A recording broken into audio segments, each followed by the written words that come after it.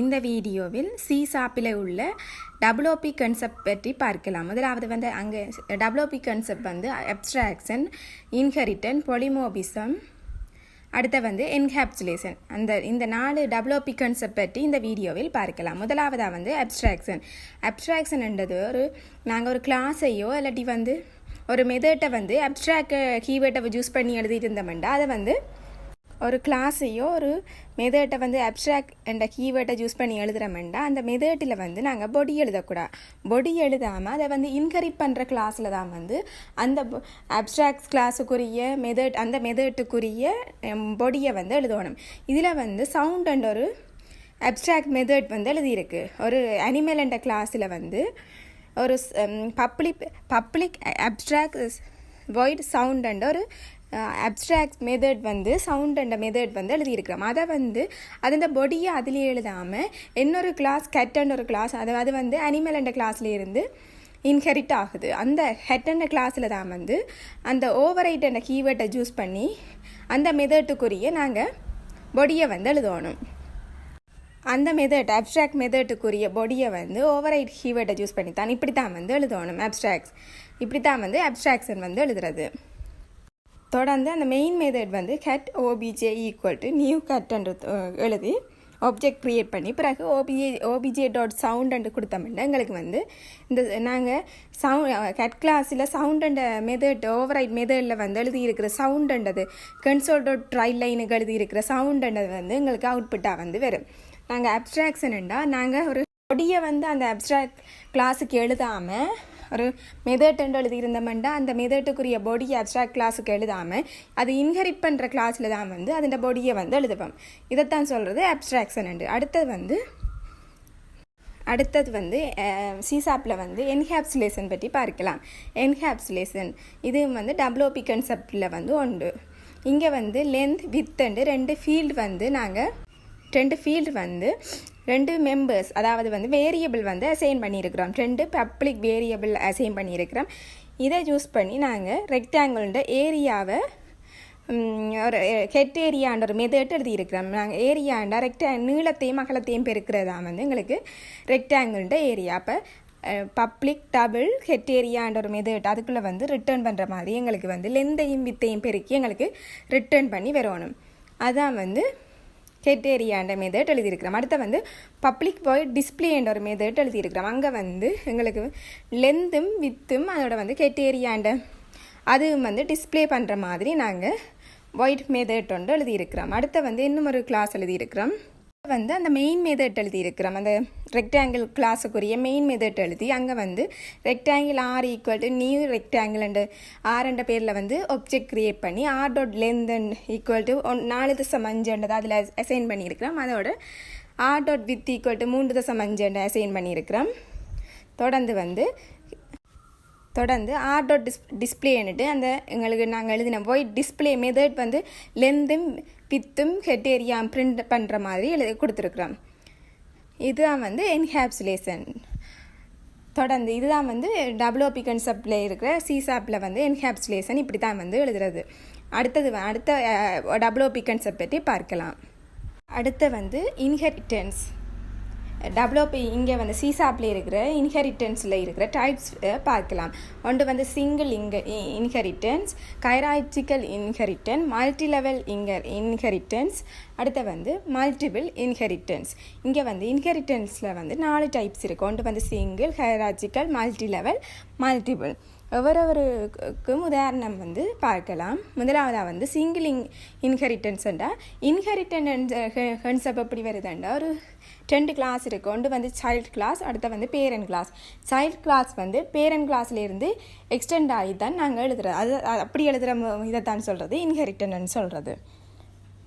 வந்து சிங்கிள் இன்ஹெரிட்டன்ஸுக்கு வந்து ஒரு எக்ஸாம்பிள் பார்க்கலாம். இங்கே வந்து ஒரு வெஹிக்கிள் என்ற ஒரு கிளாஸ் எழுதியிருக்கிறோம். அதோட வந்து அங்கே வந்து public string name equal to bus என்ற ஒரு நேம் அண்ட் வேரியபிள் வந்து அசைன் பண்ணியிருக்கிறோம். அடுத்த வந்து பப்ளிக் கிளாஸ் கார் வந்து எக்ஸ்டெண்ட் ஆகுது, வெஹிக்கிள் என்ற கிளாஸில் இருந்து எக்ஸ்டெண்ட் ஆகுது. அங்கே வந்து model name எழுதியிருக்கிறோம்.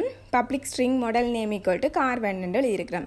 இங்கே வந்து ஒரே ஒரு சிங்கிள் இன்ஹெரிட்டன்ஸ் தான் சூஸ் பண்ணப்பட்டிருக்கு. கார் என்ற கிளாஸ் வந்து வெஹிக்கிள் என்ற பேரண்ட் கிளாஸில் இருந்து மட்டும்தான் வந்து இன்ஹெரிட் ஆகுது. பிறகு நாங்கள் மெயின் மெத்தட் எழுதி அந்த ஹார் equal to OBJ equal to new ஹார் ஒரு ஓபிஜி என்ற பேரில் வந்து ஒரு ஆப்ஜெக்ட் க்ரியேட் பண்ணியிருக்கிறோம். தொடர்ந்து வந்து காரண்ட மாடல் நேமும் வெஹிக்கிள்ட நேமும் வந்து பிரிண்ட் ஆகிற மாதிரி கொடுத்துருக்குறோம். ஓபிஜே டாட் நேம்ன்றது பிரிண்ட் ஆகிற மாதிரியும் ஓபிஜே டாட் மாடல் நேம்ண்டா எங்களுக்கு கார்வன் பிரிண்ட் ஆகும். ஓபிஜே டாட் நேம்ண்டா எங்களுக்கு வந்து பஸ்ன்றது வந்து பிரிண்ட் ஆகிற மாதிரி. இதுதான் வந்து சிங்கிள் இன்ஹெரிட்டன்ஸுக்கு உதாரணம். தொடர்ந்து அடுத்த ஹைரார்ச்சிக்கல் இன்ஹெரிட்டன்ஸ் பற்றி பார்க்கலாம். தொடர்ந்து இதில் வந்து ஹைரார்ச்சிக்கல் இன்ஹெரிட்டன்ஸை பற்றி பார்க்கலாம். இங்கே வந்து ஹைரார்ச்சிக்கல் இன்ஹெரிட்டன்ஸில் ஒரு ஏ என்ற ஒரு கிளாஸ் வந்து இருக்குது. அதே நேரத்தில் பி என்ற ஒரு கிளாஸ் இருக்குது. அது வந்து ஏ என்ற கிளாஸ்லேருந்து எக்ஸ்டெண்ட் ஆகுது. அதே மாதிரி சி என்ற இன்னொரு கிளாஸ் இருக்குது. அது வந்து சி என்ற கிளாஸ் வந்து ஏ என்ற கிளாஸ்லேருந்து எக்ஸ்டெண்ட் ஆகுது. ஏ என்ற ஒரு பேரண்ட் கிளாஸ் வந்து இருக்குது. அது வந்து பி என்ற கிளாஸுக்கு பி என்ற கிளாஸ் வந்து ஏ என்ற கிளாஸ்லேருந்து எக்ஸ்டெண்ட் ஆகுது. அதே நேரத்தில் என்ற கிளாஸ் ஒன்று இருக்குது. அதுவும் வந்து ஏ என்ற பேரண்ட் கிளாஸ்லேருந்து எக்ஸ்டெண்ட் ஆகுது. ஏ என்ற கிளாஸில் நாங்கள் பப்ளிக் வாய்ட் மெசேஜ் என்ற ஒரு ஏ என்றது பிரிண்ட் ஆகிற மாதிரி கொடுத்துருக்குறோம். தொடர்ந்து பி என்ற ஒரு கிளாஸ் இருக்குது. அதில் வந்து நாங்கள் அந்த பிரிண்ட் பண்ணுற மாதிரி கொடுக்குறோம். அதில் பப்ளிக் வாய்ட் பிரிண்ட் என்ற ஒரு மெத்தட் எழுதி அதுக்குள்ளே மெசேஜையும் கால் பண்ணி அதே நேரத்தில் பி என்ற மெசேஜ் வந்து எங்களுக்கு பிரிண்ட் ஆகிற மாதிரி கொடுத்துருக்குறோம். அதே அடுத்ததாக வந்து சி என்ற ஒரு கிளாஸ் வந்து எக்ஸ்டெண்ட் ஆகுது. சி என்ற கிளாஸ் ஏ என்ற கிளாஸ் பேரண்ட் கிளாஸ்லேருந்து எக்ஸ்டெண்ட் ஆகுது. அதில் வந்து பிரிண்ட் நியூ என்ற ஒரு மெத்தட் எழுதி அதுக்குள்ளே வந்து மெசேஜ் என்ற ஃபங்க்ஷனை மெத்தட்டை வந்து ஹோல்ட் பண்ணியிருக்கிறேன். சி என்றது வந்து பிரிண்ட் ஆகிற மாதிரி கொடுத்துருக்குறேன். தொடர்ந்து மெயின் மெத்தட்டில் B small B equal to new B என்ற பேரில் ஒரு ஆப்ஜெக்ட் க்ரியேட் பண்ணியிருக்கிறோம். அதோட வந்து C equal to new C என்ற பேரில் வந்து ஸ்மால் சி என்ற பேரில் வந்து ஒரு ஆப்ஜெக்ட் க்ரியேட் பண்ணியிருக்கிறோம். பி டாட் மெசேஜ் என்று கொடுத்தோம்னா எங்களுக்கு முதலாவதாக வந்து B equal to small B capital B small B equal to new B என்றதுக்கு தான் வந்து முதல் ஆப்ஜெக்ட் க்ரியேட் பண்ணியிருக்கு. இப்போ பி டாட் மெசேஜ் என்ற வேண்டாம் எங்களுக்கு வந்து முதலாவது பி கிளாஸில் வந்து மெசேஜ் என்ற ஒரு மெத்தட் இல்லை. அப்போ ஏ கிளாஸில் இருக்கிற மெசேஜ் என்ற எங்களுக்கு ஏ கிளாஸில் இருக்கிற மெசேஜ்ன்றது மெத்தட் வந்து எக்ஸிக்யூட் ஆகி ஏ என்ற அவுட்புட் வரும். பிறகு அடுத்தது வந்து பி டாட் பிரிண்ட் என்ற ஒரு எழுதியிருக்கிறோம். பி டாட் பிரிண்ட் என்ற பி கிளாஸில் வந்து பிரிண்ட் என்ற மெத்தட் இருக்குது. அதுக்குள்ளே வந்து மெசேஜ் என்ற மெத்தட் இருக்கிறதால ஏ எண்டும் அவுட்புட் வந்து மெசேஜ் ஏயில் இருக்கிற மெசேஜும் பிரிண்ட் ஆகி ஏ என்றது அவுட்புட் வந்து பி என்றதும் வந்து அவுட்புட்டாக வரும். அடுத்து வந்து சி டாட் மெசேஜ் வந்து கொடுத்துருக்கோம். சியில் வந்து மெசேஜ் என்ற ஒரு மெத்தட் எழுதையில் அப்போ ஏ என்றது அவுட்புட்டாக வரும். அடுத்த சி டாட் பிரிண்ட் நியூவில் வந்து நாங்கள் மெசேஜ் என்றும் கொடுத்துருக்குறோம். மெசேஜ் என்றது மெத்தட் ஹோல்ட் பண்ணியிருக்கு. அதில் வந்து ஏ அண்ட் அவுட்புட்டும் வந்து சி அண்ட் அவுட்புட்டும் வந்து எங்களுக்கு வரும். இப்படித்தான் வந்து இந்த ஹைரார்ச்சிக்கல் இன்ஹெரிட்டன்ஸுக்குரிய அவுட்புட்டாக வந்து எங்களுக்கு அவுட்புட் வந்து கிடைக்கும். இந்த மல்டி லெவல் இன்ஹெரிட்டன்ஸ் இதில் வந்து முதலாவதாக வந்து பி டாட் மெசேஜ் என்று இருக்கிறோம். அப்போ பி டாட் மெசேஜில் வந்து கிளாஸில் வந்து மெசேஜ்ன்றது இல்லை. அப்போ ஏ கிளாஸ் ஆன் வந்து ஏ மெசேஜ்ன்றது அவுட்புட்டாக வரும். அடுத்த வந்து பி டாட் பிரிண்டில் வந்து எங்களுக்கு பி டாட் பிரிண்டில் வந்து மெசேஜ்ன்றதை கால் பண்ணியிருக்கிறோம். அப்போ ஏ மெசேஜ்ன்றதும் அவுட்புட்டாக வந்து ஏ மெசேஜ்ன்றதும் அவுட்புட்டாக வந்து பி மெசேஜ்ன்றதும் அவுட்புட்டாக வரும். அடுத்ததாக வந்து பி டாட் பிரிண்ட் எழுதிட்டோம். அடுத்த சி டாட் பிரிண்ட்ன்றதில் வந்து எங்களுக்கு வந்து C dot print message print method இல்லை. அப்போ பி கிளாஸில் பிரிண்ட் என்ன மெசேஜ் இருக்குது. அப்போ மெசேஜ்ன்றது அங்கே கால் பண்ணியிருக்கு. அப்போ ஏ மெசேஜ் என்னும் பிரிண்ட் ஆகி பி மெசேஜ் என்னும் பிரிண்ட் ஆகி சி மெசேஜ் என்னதும் ஏ மெசேஜ் என்னும் பிரிண்ட் ஆகி பி மெசேஜ் என்னதும் வந்து பிரிண்ட் ஆகும். அடுத்த வந்து சி டாட் பிரிண்ட் நியூன்றது கொடுத்துருக்குறோம். அப்போ பிரிண்ட் நியூவில் போனால் மெசேஜ் என்றது கால் பண்ணியிருக்கு. அப்போ ஏ மெசேஜ் என்றது பிரிண்ட் ஆகும். அடுத்து வந்து பிரிண்ட்ன்றது கால் பண்ணியிருக்கு. அப்போ திருப்பி ஏ மெசேஜ் என்றது பிரிண்ட் ஆகி பி மெசேஜ் என்றது பிரிண்ட் ஆகி திருப்பி வந்து சி மெசேஜ் என்றது வந்து எங்களுக்கு அவுட்புட்டாக வரும். இப்படி தான் வந்து மல்டி லெவல் இன்ஹெரிட்டன்ஸில் வந்து எங்களுக்கு அவுட்புட் வந்து கிடைக்கும். தொடர்ந்து பொலிமோபிசம் பற்றி பார்க்கலாம். பொலிமோபிசத்தை எழுதுகிறோம்னா அதில் வந்து ஒரு கிளாஸ் வந்து எக்ஸ்டெண்ட் ஆகி இருக்கும். நாங்கள் ஒரு இங்கே வந்து எக்ஸாம்பிளுக்கு வந்து அனிமல் என்ற ஒரு கிளாஸ் இருக்குது, இன்னொரு கேட் என்ற கிளாஸ் ரெண்டு இருக்குது. கேட் என்ற கிளாஸ் வந்து அனிமல் என்ற கிளாஸ்லேருந்து எக்ஸ்டெண்ட் ஆகிருக்கு. அனிமல் என்ற கிளாஸில் வந்து சவுண்ட் என்ற ஒரு மெத்தட் எழுதியிருக்கிறோம். அதில் வந்து அனிமல் சவுண்ட்ன்றது பிரிண்ட் ஆகிற மாதிரி கொடுத்துருக்குறோம். அதே மாதிரி கேட் என்ற ஒரு மெத்தட் இருக்குது. கேட் என்ற ஒரு கிளாஸில் வந்து அது வந்து எக்ஸ்டெண்ட் ஆகுது அனிமல் என்ற கிளாஸில் இருந்து. அங்கே வந்து ஒரு சவுண்ட்ன்றதில் வந்து மெத்தட் எழுதியிருக்கிறோம். அங்கே வந்து கட் சவுண்டு பிரிண்ட் ஆகிற மாதிரி கொடுத்துருக்குறோம். அதே மாதிரி இன்னொரு கிளாஸ் எழுதியிருக்கிறோம் டாக். அது வந்து அனிமல்ன்ற கிளாஸ்லேருந்து எக்ஸ்டெண்ட் ஆகுது. அங்கே வந்து ஒரு சவுண்டுன்ற மெத்தடில் வந்து டாக் சவுண்டுன்றது வந்து பிரிண்ட் ஆகிற மாதிரி கொடுத்துருக்குறோம். இங்கே வந்து animal small animal equal to new animal and object create பண்ணியிருக்கிறோம். அதே மாதிரி கட் அண்ட் ஒரு ஆப்ஜெக்ட் வந்து க்ரியேட் பண்ணியிருக்கிறோம். அனிமல் டாட் சவுண்டுன்னா எங்களுக்கு வந்து அனிமல் அண்ட் கிளாஸில் இருக்கிற அந்த மெத்தட் வந்து எக்ஸிக்யூட் ஆகி எங்களுக்கு வந்து அனிமல் சவுண்டானது எங்களுக்கு வந்து அவுட்புட்டாக வரும். அடுத்த வந்து கட் டாட் சவுண்டுன்னா எங்களுக்கு வந்து இந்த கிளாஸில் இருந்து கட் சவுண்டுன்றது எங்களுக்கு அவுட்புட்டாக வந்து வரும்.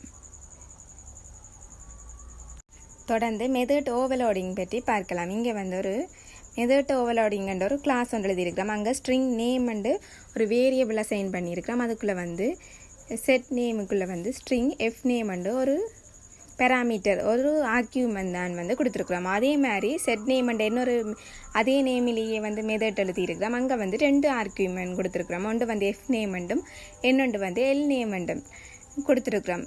அதே மாதிரி எஃப் நேம்ன்றதில் வந்து கேபிட்டல் எஃப் நேம் அது அப்படி வந்து பிரிண்ட் ஆகிற மாதிரியும் இங்கே 2 ஆர்கியூமெண்ட் கொடுத்த இடத்த வந்து எஃப் நேம் எல் நேம்ன்றது பிரிண்ட் ஆகிற மாதிரி கொடுத்துருக்குறோம். அடுத்த வந்து இன்னொரு செட் நேம்ன்ற ஒரு மெத்தட் எழுதியிருக்கிறோம். அங்கே வந்து 3 ஆர்கியூமெண்ட் கொடுத்துருக்குறோம். F name L name F name middle name L நேம்ன்றது வந்து 3 ஆர்கியூமெண்ட் கொடுத்து அந்த 3ம் வந்து பிரிண்ட் ஆகிற மாதிரி F name middle name L name இந்த 3ம் வந்து பிரிண்ட் ஆகிற மாதிரி கொடுத்துருக்குறோம். தொடர்ந்து ஒரு மெயின் மெத்தட் எழுதியிருக்கிறோம். அதுக்குள்ளே வந்து மெத்தட் ஓவர்லோடிங்ன்ற பேரில் வந்து ஒரு ஆப்ஜெக்ட் க்ரியேட் பண்ணி method overloading dot set name and F name மட்டும் கொடுத்தபடியாக எங்களுக்கு அந்த எஃப் நேமுக்குரிய ஃபங்க்ஷன் வந்து அந்த மெத்தட் வந்து எக்ஸிக்யூட் ஆகி எஃப் நேம்ன்றது பிரிண்ட் ஆகும். அடுத்து வந்து எஃப் நேம் எல் நேம் என்று கொடுத்தபடியாக 2வது எழுதின மெத்தட் வந்து எக்ஸிக்யூட் ஆகி எஃப் நேம் எல் நேம்ன்றது வந்து எங்களுக்கு அவுட்புட்டாக வரும். அடுத்ததாக வந்து 3 ஆர்கியூமெண்ட் கொடுத்துருக்கிறபடியாக 3 F name L name middle name 3ஐயும் கொடுத்துருக்கிறபடியாக கடைசி மெத்தட் வந்து பிரிண்ட் ஆகி எங்களுக்கு வந்து அவுட்புட்டாக வரும். மேலும் இது போன்ற தொடர்ச்சியான வீடியோக்களை பெற எமது சேனலை சப்ஸ்கிரைப் செய்து கொள்ளுங்கள். நன்றி.